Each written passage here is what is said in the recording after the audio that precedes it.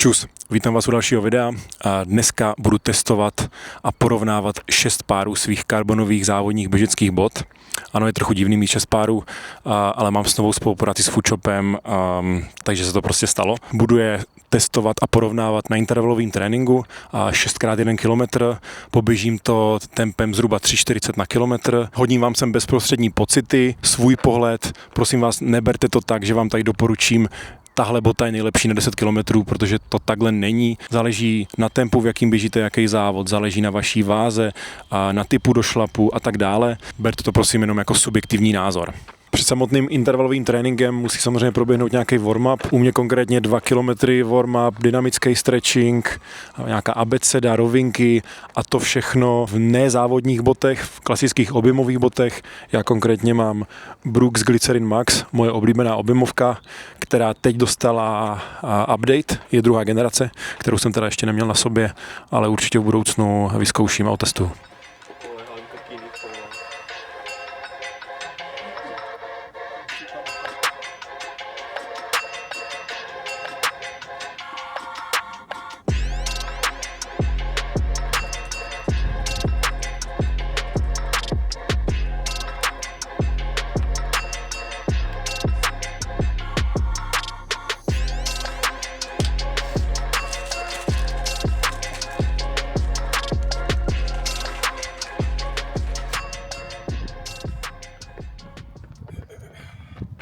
Dneska mám na pomoc Peťu Macháčka, toho už znáte z videí, protože mám velký problém s tím, že potřebuji odjet kvalitní trénink, ale zároveň dodat video na YouTube. To na intervalovém tréninku prostě jako dohromady nejde, takže proto dneska Peťa pomáhá.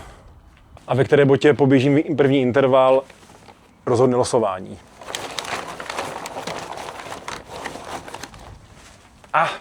Je to ta nejměkčí Saucony Endorphin Elite 2, zároveň moje nejnovější bota, co mám. Běžel jsem v ní jenom jeden závod, a to Hyroxovej, ale recenze ukazují, že jsou skvělý maratonský boty, na půlmaraton, tak uvidíme.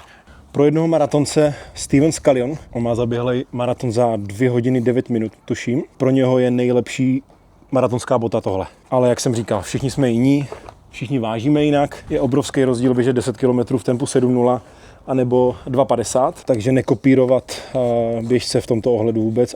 Jdeme do prvního intervalu a jak jsem říkal, 6x1 km po kiláku, vždycky nějaký prostor, nějaký bezprostřední pocity a na přezutí bod a jdeme rovnou do dalšího intervalu tak, aby to bylo okolo 2 minut, abych držel i tu tréninkovou strukturu.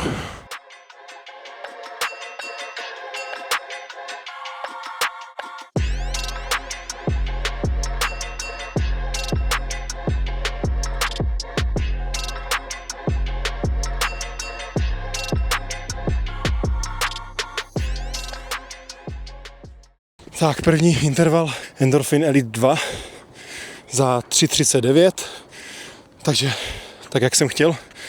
A první pocity, extrémní žvíkačka. Myslím si, že žádná z těch dalších není tak měkká jak tahle. Další věc, kterou jsem vnímal, která není ani pozitivní, ani negativní, je, že všechny boty mám 46, včetně těchto, ale ty to působí trošku menší. Takže pokud někdo budete objednávat tyhle, tak na to dávejte pozor.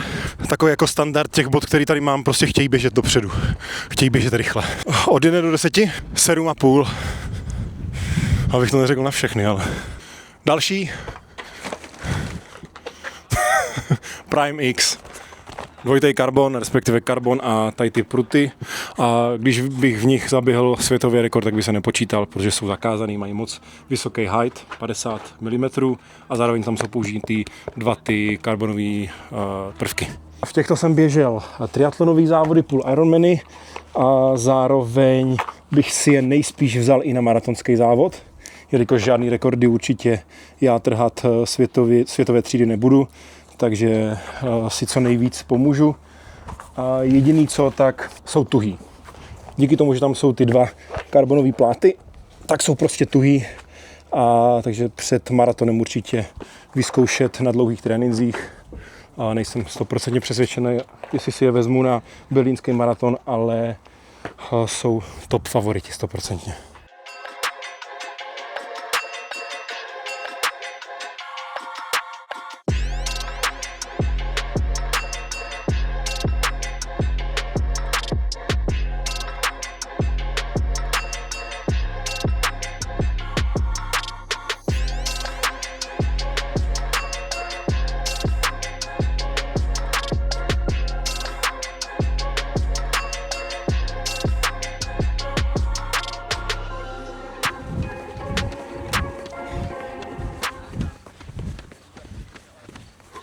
Druhý interval, druhá bota.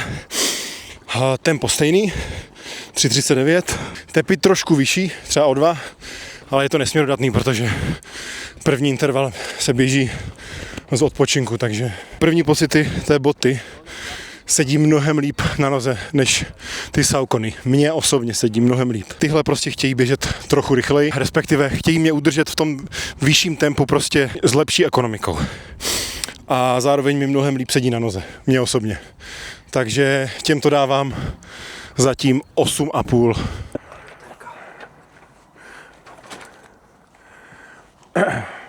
Mizuno Hyperwarp Pro v kolorovej beta, která reálně se neprodávala veřejnosti.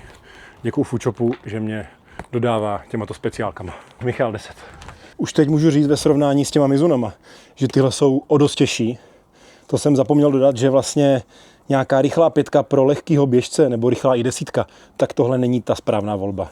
Díky tomu, že je prostě extrémně tuhá, tak se hodí spíš pro těžší běžce. Já vážím 80 kg, takže ten benefit z toho napnutí toho karbonu a potom vystřelení benefitu mnohem líp než nějaký běžec, který váží prostě 50-60 kg.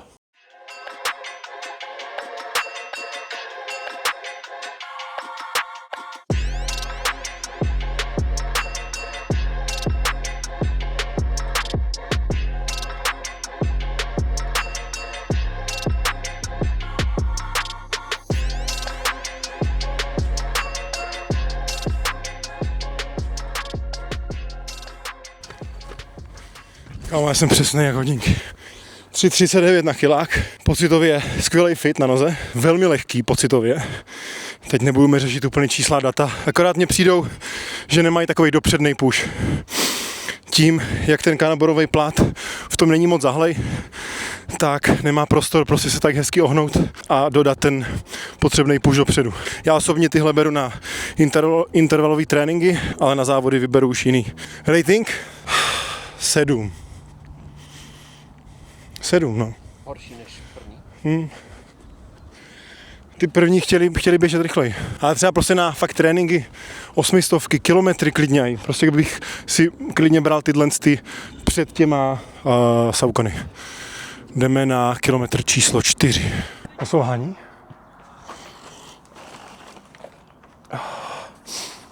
Adidas Adizero Pro 4. Běžel jsem v nich jeden závod, půlmaraton v Praze, který jsem pejsoval na tempo 4.0. Super, já osobně měl velký problém v těchto botech s tímto výřezem, protože dopadám přesně na tuto část. To pořád lepší než jejich třetí generace, kterou jsem taky měl. Tam ten výřez byl ještě agresivnější. Je to jako hlavní závodní bota od Adidasu. Tak jak jsem říkal, že tyhle mají dobrý fit, tak tyhle mají ještě prostě o řadu lepší fit. A pocitově jsou lehčí. Tím, jak prostě hezky jako jsou obemknou tu nohu, že to fakt úplně přilehlý té noze, tak je to prostě spjatý s tou nohou, no. A pocitově je to lehčí, i když nevím, jestli to je gramážově, to bude dost podobně.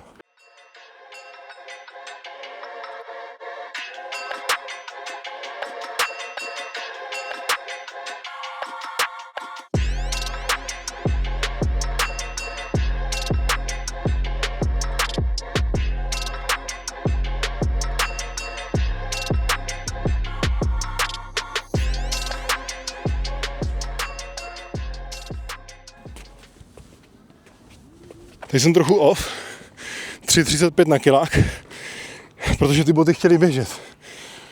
Pocitově ty chtěly běžet nejrychleji, což je ale zrádný. Když takhle sprintujete závod a zjistíte v polovině, že to bylo moc, tak je to na hovno. Když to zjistím tady u 1 kilometru intervalu, tak je to v pohodě, tak to nějak doběhnu. A i tepovka samozřejmě vyšší. Ale je to ten pocit. Ty boty opravdu chtěly běžet. A jediný, co mluvil s lidmi, kteří tyhle boty mají, tak nikomu to tam nevadilo tak, jak mě. A je to prostě tento výřez. Možná to uvidíte přímo na kameře, já dopadám takhle a mě to prostě hodí do toho žlábku přímo. Já si asi prostě uříznu kus té paty a nalepím si to tam, abych je mohl používat. Že takhle pro mě jako jsou nepoužitelný. Rating, když pominu ten žlábek, 7,5, 8, 8 je to. Pro většinu lidí tohle bude prostě top všestranná běžecká bota na závody, jak 5, tak i maraton. Kdo to je?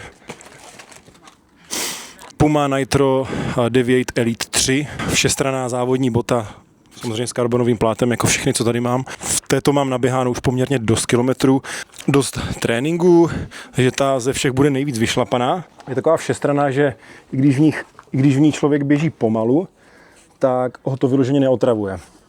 Musím říct, že ve všech tady těch modelech, který jsem měl, tak běžet pomalu vlastně jakoby nejde. Je na jednu stranu jako jasný, běžíte v tom závod, to znamená, že by vám to nemělo být jako pohodlný běžet nějaký endurance v tom, ale může se stát, že prostě běžíte nějaký fartlek nebo kombinovaný trénink, kdy vyběhnete, půl tréninku máte ve vytrvalostní zóně a druhá půlka tréninku je prostě nějaký interval, tak tahle volba je vlastně super. Ale tyhle na první pohled fakt vypadají prostě, jak kdyby to byla objemovka, ale jsou jako skvěle lehký. Puma, jak víte, je hlavní značkou Hyroxu. Používají Puma Grip, který je klíčový právě pro tlačení a tahání saní na tom koberci a mají jakože ze všech těch bot, co tady jsou, mají nejlepší grip. A proto je používám na Hyroxové tréninky / závody.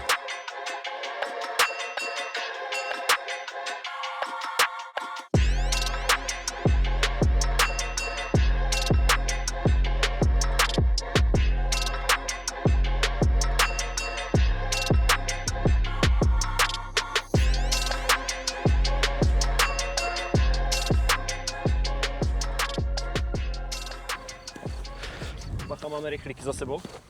Tak zase off. 3.33. Nevím, čím to je. Jsem prostě rozběhaný. Podotkl bych, že to je můj první intervalový trénink po možná 3 týdnech, už nevím. Takže můj odhad na tempo není úplně tak dobrý, jak když jsem vyběhaný. A pocitově tyhle chtějí běžet jako... Za mě tohle byl takový underdog. Jsem od nich vůbec neočekával v porovnání tady s těma ostatníma. Protože primárně jsem chodil v těchto botech vlastně na Hyroxové tréninky a intervalové tréninky na páse, kde je to prostě jiný. A jsou super, ta pěna, cítím, že i ta pěna jako navrací, i když jsou nejvíc vyběhaný ze všech. Jsou fakt dobrý.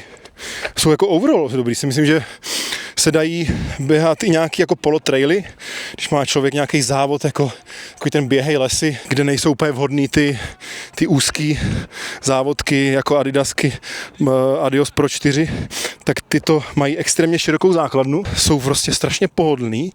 Fit není tak dobrý jak u těch Adiosů, ale je to prostě daný tím, tou jako všestranností ty boty, no. Tyhle Pumy Deviate neobemknou tu nohu tak dobře jako ty Adiosy, a proto jsou dobrý na nějaké jako i změny tempa, změny terénu nahoru dolů,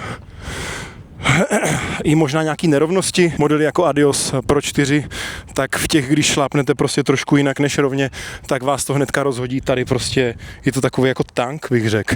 Ale ne váhově, ale prostě tím, jako, jak ty překážky dokáže přejít. Je fakt jako super bota, která má teda teď aktuálně novou 4. generaci, kterou si můžete koupit na Foodshopu se slevou Michal 10. Tím podpoříte moji tvorbu a máte dobrý boty. Ty vole, tak rating je tady všude samozřejmě zrádnej, jo. Museli bychom to rozhodit. Rating na 5 km, na 10, na půlmaraton, maraton, ale overall. Ty vole. Ještě když tomu připočtu ten Hyrox, tak 8.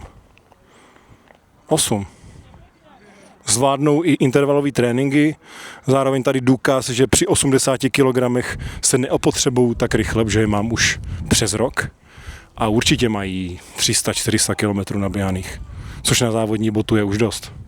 A tady jsem cítil prostě, že mi to pořád žene dopředu, že chtějí běžet. Ale víš, že nemáš vítěze, víš, že si ničemu nedal 9. Já mám ještě jedny boty. Ještě máme jedny. To byl 5. interval. 2, kámo. Počkej, no 4, 5, 7, kámo, tak my máme teďko 5. interval za sebou, ne? A já tady mám ještě 2 boty, vole. Takže to bude muset 7krát být. 7krát kilák, do prčic.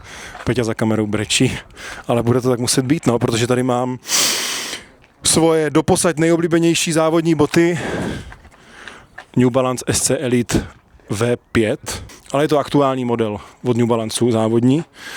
Běžel jsem v nich jak nějaký triatlony, tak jsem je považoval za nejlepší boty jak na Hyrox, tak na různé vzdálenosti od 5 do půlmaratonu. Pak jsem zjistil, že tento grip není úplně dobrý oproti Puma grip.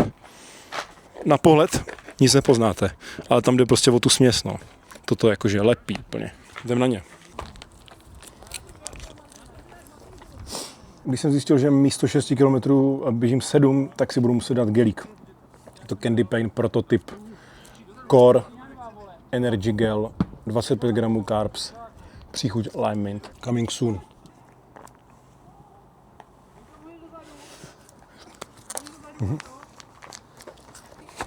Tak, prostě jsem doma. Co jsou moje doteď nejoblíbenější běžecké boty. A i vlastně opticky to nevypadá tak agresivně ta bota. Právě proto jsem je volil na triatlony, kdy tam máte v nohách už po 90 na kole. Ten došlap už není takový agresivní na tu přední část chodidla, proto je tam dobré mít oporu i v tom došlapu na střední část, možná i na patu někdy. Ten běh v tom triatlonu je takový línější, prostě není takový dynamický, jako je agresivní. Mně přijdou super i na 5, 10, půlmaraton. Mají úplně skvělý fit, jsou taky trošičku širší. Pocitově bych je vlastně asi nejvíc teďko srovnal, když je mám na noze s těma Pumama. Takhle jako strašně podobná bota. Tady rovnou vidíte to zakřivení toho plátu, který je takový jako agresivní.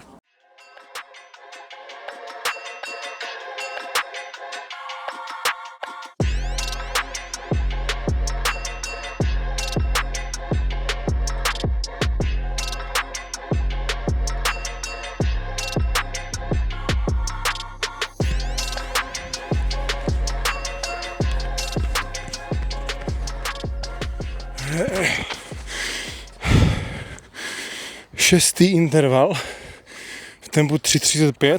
Skvěle responsivní, chce běžet rychle, dobře sedí na noze. Rating 8,25. Ono je strašně těžký to hodnotit, když tady mám vlastně jakoby fakt top modely od těch top značek. Tak ono to prostě nejsou, žádná bota z nich není špatná. Je důležité jenom vybrat na co a pro koho. Takže bohužel ano, chápu, že byste byli rádi, když bych vám řekl, že tahle bota je nejlepší na půlmaraton, nebo tam ta je nejlepší na olympijský triatlon, ale prostě to nemůžu říct, protože prostě každý je jiný, každý dopadá jinak, běží jiným tempem, váží jinak, má jiný tvar nohy. No a jelikož jsem se přepočítal, tak běžíme ještě 7. interval. Je to značka Anta, plno z vás určitě nezná, model C202.pro. V Asii jsou 2 značky, je to Li-Ning a Anta, kde se mimo samozřejmě evropské a americké značky prodávají tady tento model konkrétně je jejich top půlmaratonský, maratonský podle webu, ale upřímně jsem v nich neběžel víc než 5 km zatím, takže to bude velký překvapení. Speciálka. Takže první pocit, pěna jako vodost tvrdší, ale uvidíme, co to udělá v tom rychlejším tempu. No. Fit super zatím na noze.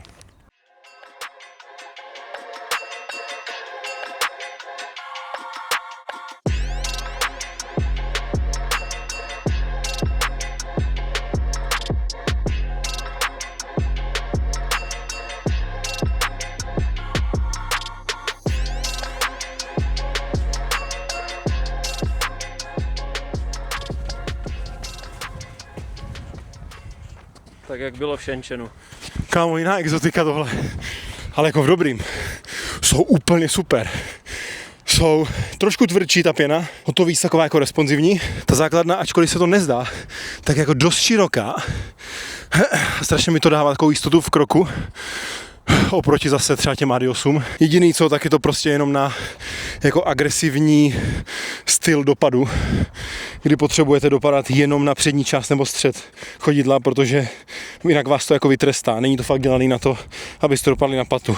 Pokud pro maratonce, tak asi jenom ty fakt elitní, co běží prostě rychleji než 3,20 na kilák. Pro nás normální smrtelníky tohle jako super na 5 nebo na 10. Mám v plánu běžet závod na 10 km za 3 měsíce a tohle bude asi jako v nějakým výběru, no, uším.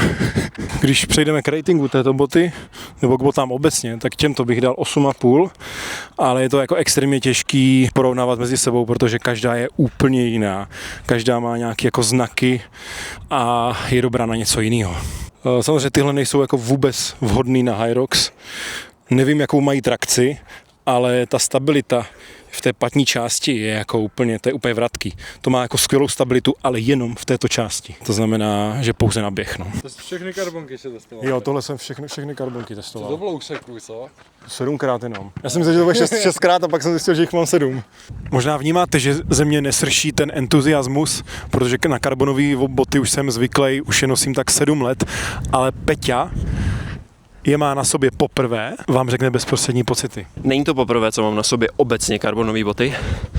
Je to poprvé, co mám tyhle a musím říct, že to je prostě úplně jiná disciplína vlastně.